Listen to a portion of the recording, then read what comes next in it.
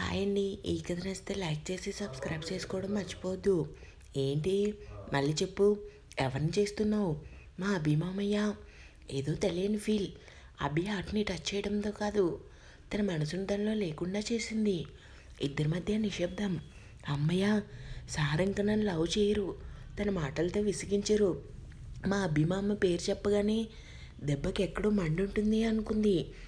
ఏంటి సార్ మాట్లాడటం లేదు, నోట్లో మాట రావటం లేదా? అభి ఆలోచనలోంచి తేరుకొని నీ పిలుపు వినేసరికి నాకు మరదలు గుర్తొచ్చింది. మీకు మరదలు కూడా ఉందా సార్? అభి చిన్నప్పటి జానకి రూపం తలుచుకొని, అవును, పెద్ద పెద్ద కళ్ళు, ఆ వాలు కళ్ళకి నల్లని కాటుక, నుదుటిన చిన్న కుంకుమ బొట్టు, దాని కింద తెల్లని విభూతి బొట్టు, రెండు జడలకి నిండుగా తల నిండా కనకాంబరాలు పేర్చి ఎంతో అందంగా ఉండేది తను. ఇప్పుడు ఎలా ఉందో తెలియదు, కానీ నిన్ను చూస్తుంటే నాకు నా మరదలే గుర్తొస్తుంది. అవును మేరీ జాన్, అందుకే నిన్ను చూడగానే పెళ్లి చేసుకుందామా అని అడిగా.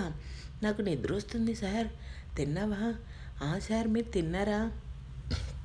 ఏం మాట్లాడాలో తెలియక మొహమాటంగా అడిగింది మన జాను.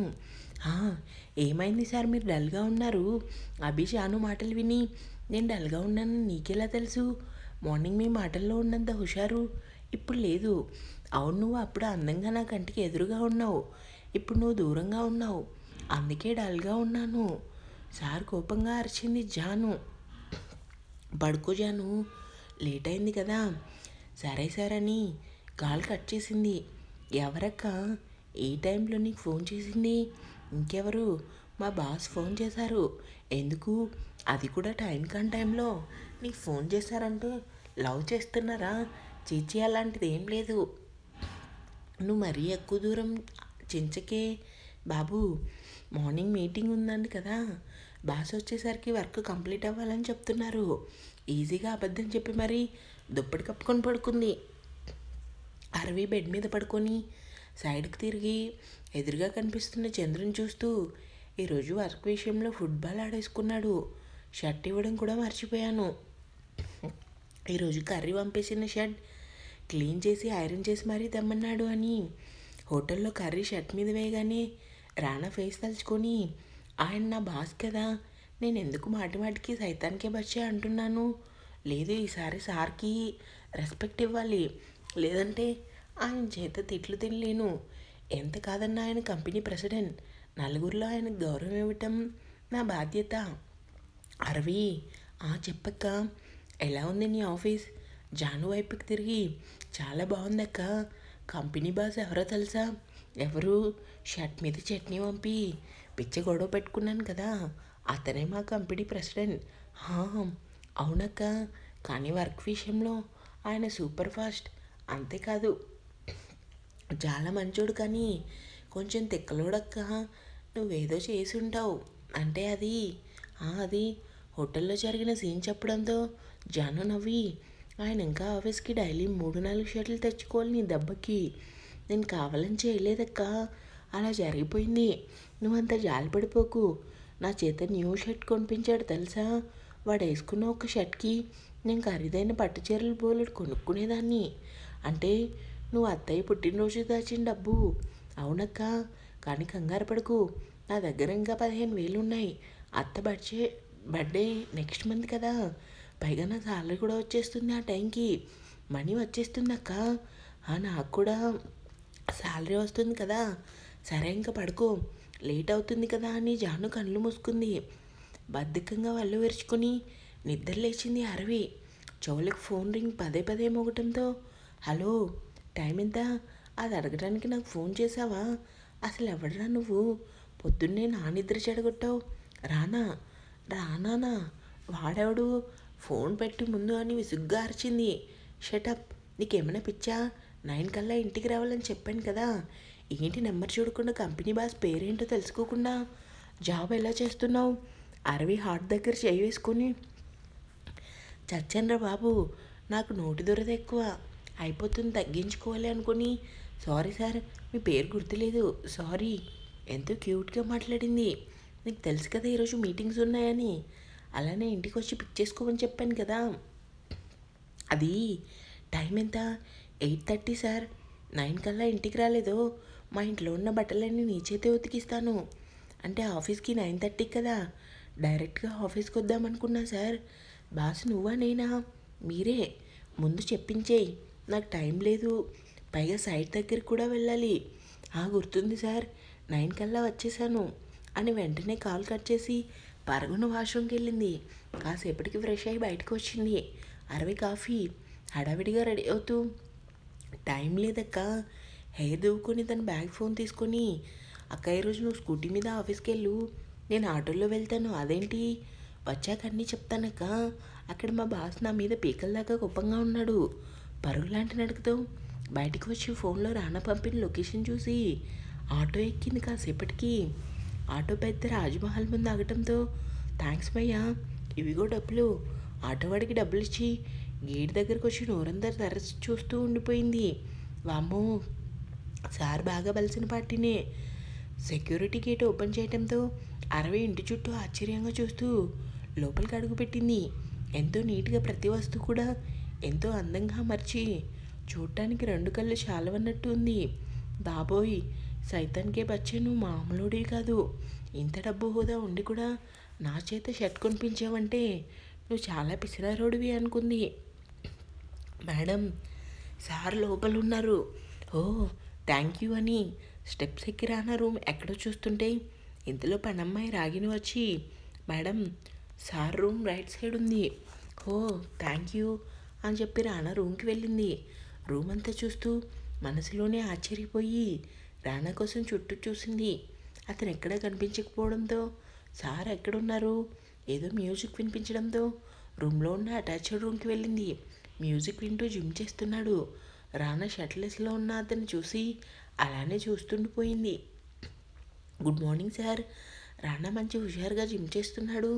దానికి తోడు మ్యూజిక్ కారణంగా అరవి వాయిస్ వినడంతో మన రానా ఫెయిల్ అయ్యేసరికి అరవి మ్యూజిక్ వెంటనే ఆపింది. రానా జిమ్ చేయటం ఆపి అరవి వైపు చూశాడు సీరియస్గానే.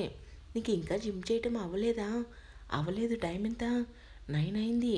మీరు ఇంకా రెడీ అవ్వలేదు, పైగా సైడ్కి వెళ్ళాలని చెప్పారు. అనవసరంగా నా నిద్ర పాడు చేశారు మీరు అని సోఫాలో ఉన్న టవల్ తీసి రానా చేతికిచ్చింది. ఫేస్ మీద ఉన్న చెమట తుడుచుకుంటూ, ఏంటి నోరులేస్తుంది? ఐఎమ్ సారీ సార్, మీ నెంబర్ నాకు తెలీదు, ఎవరో గొట్టంగాడు అనుకొని ఫోన్లో అలా వంకరగా మాట్లాడాను. నీ వంకర ఎక్కువ అని నాకు తెలుసు, కానీ నా పేరు కూడా తెలియదా నీకు అంటే సార్ అని ఒక వెర్రి నవ్వు నవ్వింది. నవ్వకమ్మా, ఇప్పుడే కాఫీ తాగాలనుకుంటున్నాను, నా మూడ్ పాడు చేయకు. అంటే నా నవ్వు అంత భయంకరంగా ఉందా? రానా కోపంగా ముందుకొచ్చి ఇంచ్ గ్యాప్లో ఫేస్ పెట్టి, నా పర్మిషన్ లేకుండా మ్యూజిక్ ఆఫ్ చేసావు. ఫోన్లో రానా ఎవడు? వాడు అని సిగ్గా మాట్లాడావు. కనీసం బాస్ అన్న రెస్పెక్ట్ కొంచెం కూడా లేదా నీకు? నుదుటిన పెట్టిన చెమటని చూపుడు వేలుతో తుడిచి అరవి ఫేస్ మీద వర్షపు జల్లాడు. అరవి 2 కళ్ళు గట్టిగా మూసింది. అంతలోనే ఉఫ్ అని నెమ్మదిగా గాలి ఊదాడు. స్లో మోషన్లో 2 కళ్ళు భారంగా తెరిచింది. ఏంటి ఏదో లోకంలో ఉన్నావు? సార్ అది పర్లేదు చెప్పు, సైడ్కి వెళ్ళాలి కదా, టైం అవుతుంది. నేను అది అడగలేదు. మరి నుదుటిన పడిన అరవి కురుల్ని తన చూపుడు వెళ్తూ వెనక్కి నెడుతూ, నీకు గట్స్ ఎక్కువ అని తెలుసు, కానీ నా దగ్గర చూపించుకు. బాస్ అనే పదాన్ని మైండ్లో బాగా ఫిక్స్ చేయి. అలానే నోరు అదుపులో పెట్టుకొని నాతో మాట్లాడు ఇంకా అని అరవి కళ్ళలోకి సూటిగా చూశాడు. అరవి అలానే చూస్తుంది. అతని మాటలు వినే కొద్దీ ఇంకా వినాలనిపిస్తుంది. అతని కళ్ళలోనే కాదు, వాయిస్లో కూడా ఏదో తెలియని మ్యాజిక్. ఇంకా అని ఆమె చెవరింగును సరిచేస్తూ, టైంకి ఆఫీస్కి రావాలి, నా షర్ట్ పాడు చేయకుండా నాతో జాగ్రత్తగా ఉండు ఇంకా అని ఆమె చెవి దగ్గర మెల్లగా, నిన్న పద్ధతిగా స్కార్ఫ్ వేసుకొని వచ్చావు, ఈరోజు ఏంటి స్కార్ఫ్ లేకుండా హాట్గా ఉన్నావు, బాగుంది ఈ స్టైల్ కూడా, కానీ ఆడపిల్లవు కదా, చూస్తుంటే పద్ధతిగా ఉన్నావు, వంటి మీద చున్నీ లేకపోతే చూసే అబ్బాయిల చూపు ఎక్కడ ఉంటుందో నీకు తెలుసు కదా, లేదంటే క్లియర్గా చెప్పనా? అప్పటికే అతని దగ్గరికి రావడంతో కళ్ళు మూసుకున్న అరవి రానా మాటలకి సిగ్గుతూ 2 చేతులతో తనని కవర్ చేసుకొని కంగారులో మర్చిపోయానని తలదించుకుంది. ఏంటి సిగ్గే?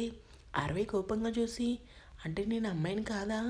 రానా పైనుంచి కింద వరకు అరవిని స్కాన్ చేసి, నీకే తెలియాలి, అమ్మాయివో కాదో, నా డ్రెస్ తీ, టైం ఎంతో లేదు కదా అని ఆమెకి క్షణకాలంలో దూరంగా జరిగి వాష్రూమ్కి వెళ్ళాడు. ఏంటి నేను డ్రెస్ తీయాలా? అసలు ఏమనుకుంటున్నారు నా గురించి? పిఏ అని తన పర్సనల్ పనులు కూడా చేయాలా? విసుక్కొని డ్రెస్సింగ్ రూమ్కి వెళ్ళింది. కబోర్డ్ ఓపెన్ చేసింది. అతని డ్రెస్ వాష్, అతని థింగ్స్ అన్నీ తీసి బెడ్ మీద పెట్టి అలానే నిలబడి రూమ్ అంతా చూసింది. ఏది ఏమైనా ఈ డైనోసార్కి టేస్ట్ ఉందిలే, ఎంత బాగుంది రూమ్ అనుకుంది. ఇంతలో పనమ్మాయి వచ్చి కాఫీ కప్స్ అక్కడ పెట్టింది. రానా అప్పుడే వాష్రూమ్ నుంచి వచ్చాడు. సార్ చెప్పురాగిని, ఆ ఇంటి నుంచి ఫోన్ వచ్చింది, డాక్టర్ మిమ్మల్ని రమ్మని ఫోన్ చేశారు. అప్పటి వరకు ప్రశాంతంగా ఉన్న రానా ఫేస్ కోపంగా మారింది. ఎప్పుడు వచ్చింది ఫోను? ఇప్పుడే సార్, తాతయ్య ఫోన్ చేసి చెప్పారు మిమ్మల్ని ఒకసారి రమ్మని. ఆ టైంలోనే డాక్టర్ కూడా ఫోన్ చేశారు. సరే నేను వెళ్తాను అని బెడ్ మీద ఉన్న డ్రెస్ తీసుకొని డ్రెస్సింగ్ రూమ్కి వెళ్ళాడు. రాగిని వెంటనే కిందికి వెళ్ళింది. 5 minutesలో డ్రెస్ చేంజ్ చేసుకొని బయటికి వచ్చాడు రానా. ఎప్పట్లానే ఇన్షర్ట్ వేసుకొని కొంచెం మాస్క్, కొంచెం క్లాస్గా రెడీ అయ్యాడు. సార్, కార్ రెడీ చేయమని డ్రైవర్కి చెప్పనా? ప్రియా, చెప్పండి సార్, డ్రైవర్ రాడు, నువ్వు నేను ఒక ప్లేస్కి వెళ్ళాలి పదా, టేబుల్ మీద ఉన్న ఫైల్స్ కూడా తీసుకొని రా. Okay sir. చేతికి వాచ్ పెట్టుకొని సీరియస్గా ఆలోచిస్తున్నాడు రానా. సార్ ఏంటి? కొంచెం కోపంగానే అన్నాడు మనోడు.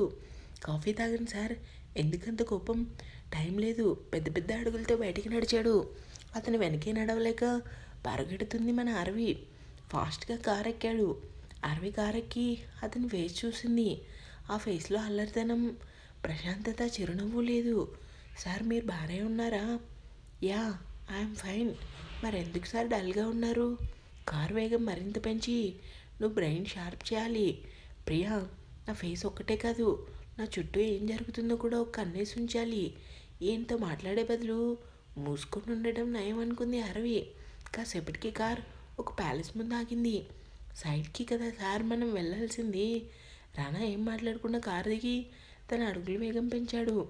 అరవి అతని వెనకే పరిగెడుతూ, ఇష్, ఆఫీస్ వర్క్ చేస్తున్నట్టు లేదు, రన్నింగ్ కాంపిటీషన్కి వచ్చినట్లుంది అనుకుంది. అడుగులు వేస్తున్న వాడల్లా ఆగి అరవి వైపు చూశాడు. ఏమైంది సార్ అలా చూస్తున్నారు? గట్టిగా ఊపిరి తీసుకుని వదిలి అరవికి ఒక లుక్ ఇచ్చి వేగంగా అడుగులేశాడు. ఛా, ఈయన ముందు సిగ్గుతో చేస్తున్నానే అని తనని తాను తిట్టుకొని బ్యాగ్ ఓపెన్ చేసింది.